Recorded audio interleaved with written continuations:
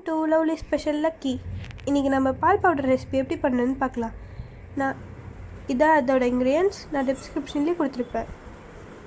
ஒரு பாத்திரத்தில் சைடு ஃபுல்லாக நல்லா நெய் விட்டு தடவிக்கோங்க. நீங்கள் பட்டர் இருந்ததுன்னா அதுவும் போடலாம். கேஸ் ஆன் பண்ணிவிட்டு சர்க்கரை போடலாம். சிம்மில் வச்சுடுங்க. அதே கப்பில் தண்ணி ஃபுல்லாக எடுத்து ஊற்றுங்க. தண்ணி ஊற்றலாம்.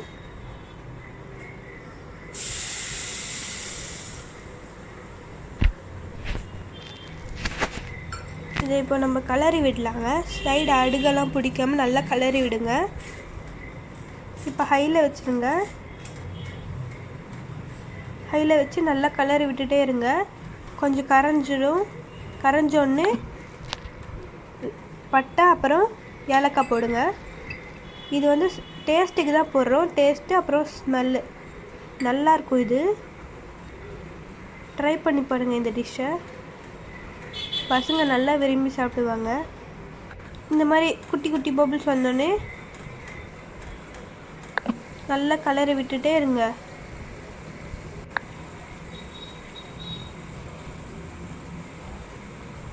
ஒன் மினிட் அப்புறம் இந்த மாதிரி பெரிய பெரிய பபிள்ஸ் வரும். அது வரைக்கும் நல்லா கலரி விட்டுட்டே இருங்க. இப்போ ரொம்ப தண்ணியாக தான் இருக்குது. இன்னும் கொஞ்சம் திக்காகணும்.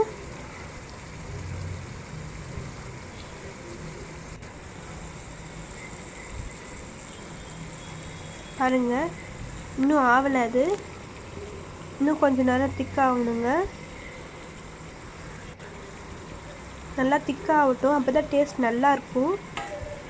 இப்போ கொஞ்சம் திக்காகிடுச்சுங்க. இப்போ நம்மளுக்கு ரெடி ஆகிடுச்சு.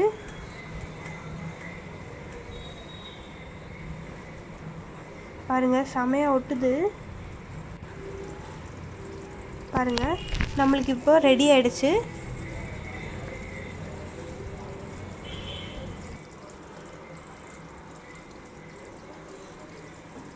இப்போ நம்ம போட்டோம் இல்லையா ஏலக்காய் அப்புறம் பட்டை, அது ஒரு தட்டுக்கு எடுத்துக்கலாம். இந்த மாதிரி சைட் பண்ணி எடுத்துக்கோங்க. அது வந்து டேஸ்ட்டுக்கு தானே போட்டோம். அதோட டேஸ்ட்டு ஸ்மெல் எல்லாமே இறங்கிட்டுருக்கும். அந்த பாகுலேயே இறங்கிட்டுருக்குங்க. இப்போ வந்து இதை எடுத்துகிட்டு பால் பவுடரை போடலாம். கொஞ்சம் கொஞ்சமாக போட்டு மிக்ஸ் பண்ணிவிடுங்க. ஏன்னா பால் பவுடர் கொஞ்சம் கட்டியாக இருக்கும் வெளில எடுத்து வச்சா. நான் ஃப்ரிட்ஜில் வச்சுருந்தேன், அதுக்காக கொஞ்சம் கட்டியாக தெரியுது. கொஞ்சம் கொஞ்சமாகவே போட்டு கலரி விடுங்க. நல்லா ஸ்லோவாக கலரி விடுங்க. இந்த மாதிரி நல்லா கலரி விட்டுகிட்டே இருங்க. கலரி விடுங்க. இப்போ நம்ம பால் பவுடர் போடலாம். கொஞ்சம் கொஞ்சமாகவே போட்டு கலரி விடுங்க.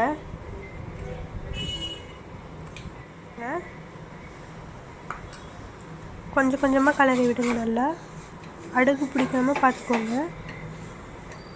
இது நல்லா டேஸ்ட் கொடுக்கும். நல்லா மிக்ஸ் பண்ணிக்கிட்டே இருந்தீங்க. கொஞ்சம் தண்ணியாக ஆகும்.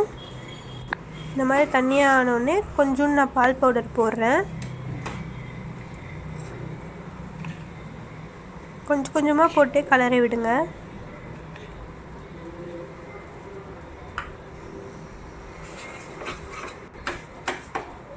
நல்லா இந்த மாதிரி கலரி விட்டுக்கிட்டே இருங்க. இன்னும் கொஞ்சம் பால் பவுடர் போடுறேன்.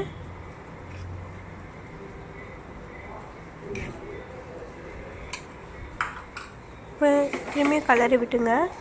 நல்லா சைடெல்லாம் ஓரம்லாம் நல்லா எடுத்து கலரி விடுங்க. இப்போ இந்த மாதிரி நல்லா கலரி விட்டு இப்போ வந்து நம்ம நட்ஸ் எல்லாம் போடலாம். Dry fruits, nuts.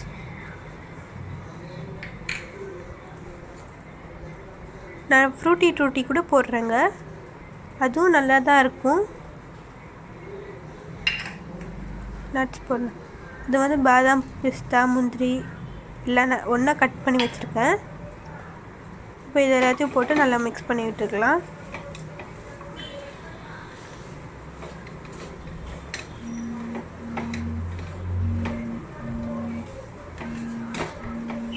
நல்லா மிக்ஸ் பண்ணி விட்டுக்கோங்க. நல்லா இந்த மாதிரி மிக்ஸ் பண்ணி விட்டுட்டு இப்போ நான் வந்து நெய் ஊற்றுறேன். 1 ஸ்பூன் நெய் விட்டு நல்லா மிக்ஸ் பண்ணி விடுறேன். நம்ம கடைசியில் ஏன் தெரியுமா நெய் ஊற்றுறோம், அதோட டேஸ்ட் அப்போ தான் செமையாக இருக்கும். நெய் விட்டுட்டு நல்லா மிக்ஸ் பண்ணி விடுங்க. சைடில் இருக்கிறதெல்லாம் ஒட்டாமல் நல்லா மிக்ஸ் பண்ணிக்கோங்க.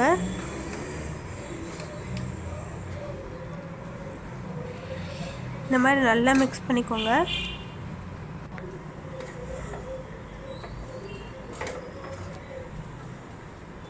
ஸ்டவ் ஆஃப் பண்ணிடலாம்.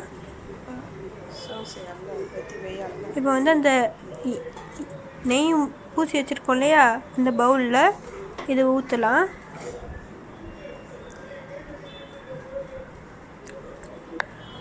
ஊற்றிட்டு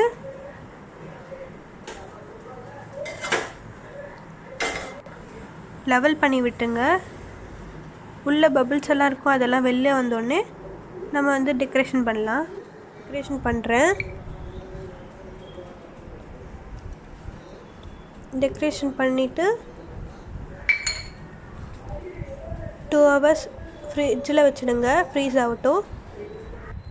ஆஃப்டர் 2 hours ஃப்ரிட்ஜிலேருந்து எடுத்துகிட்டு ஒரு தட்டு எடுத்து மேலே மூடி திருப்பிட்டு நல்லா தட்டி விடுங்க சைடில். எவ்வளோ அழகாக வந்திருக்கு பாருங்கள். இப்போ வந்து சும்மா டெக்கரேஷன் பண்ணலாம். இப்போ கட் பண்ணலாம். இந்த மாதிரி கட் பண்ணி எடுத்துக்கோங்க, குட்டி குட்டி பீசஸாக.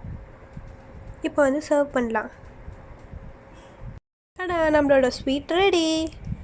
லைக் பண்ணுங்கள், ஷேர் பண்ணுங்கள், சப்ஸ்கிரைப் பண்ணுங்கள், மறக்காமல் பெல் பட்டனை கிளிக் பண்ணிடுங்க. தேங்க்யூ.